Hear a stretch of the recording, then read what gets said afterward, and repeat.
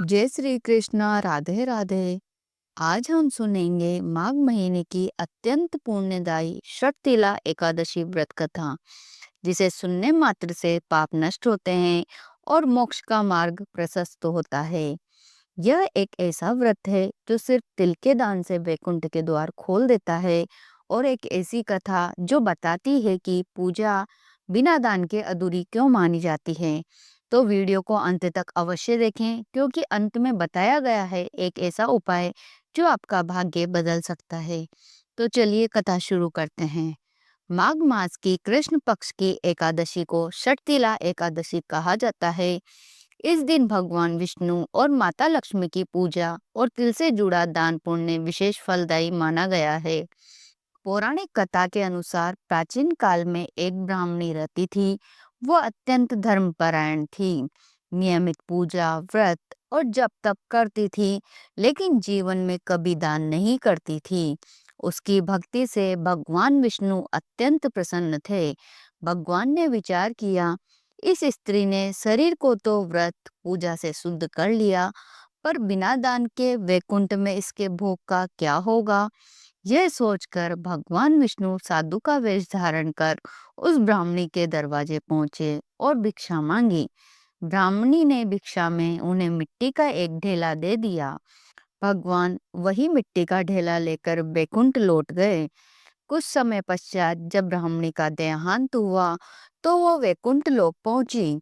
उसे एक सुंदर महल तो मिला, लेकिन उसमें अन्न जल भोग कुछ भी नहीं था।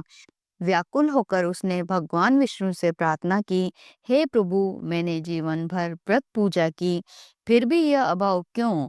भगवान विष्णु ने कहा कि तुमने पूजा की पर दान नहीं किया, इसी कारण यह स्थिति है। अब तुम वैकुंठ की देवियों से षटतिला एकादशी का महत्व सुनो और इस व्रत का विधि पूर्वक पालन करो। ब्राह्मणी ने षटतिला एकादशी का व्रत किया और तिल का दान किया। उसी क्षण उसका बैकुंठ लोक अन्न धन और दिव्य सुखों से भर गया। मान्यता है कि षटतिला एकादशी के दिन जितने तिल दान किए जाते हैं, व्यक्ति उतने हजार वर्षों तक बैकुंठ में सुख भोगता है। अब जानते हैं षटतिला एकादशी पूजा विधि। प्रातः स्नान कर भगवान विष्णु की पूजा करें। तिल से बने पदार्थों का भोग लगाएं। तिल में गाय का घी मिलाकर हवन करें। तिल का दान अवश्य करें। रात्रि में जागरण और विष्णु सहस्त्र नाम का पाठ जरूर करें।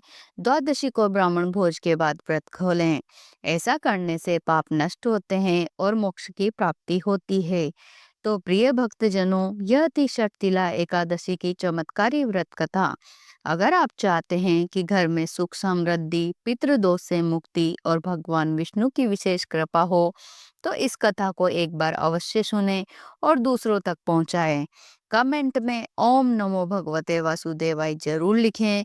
अगर वीडियो पसंद आए तो लाइक करें और हमारे चैनल धर्म और कहानी को सब्सक्राइब करना न भूलें।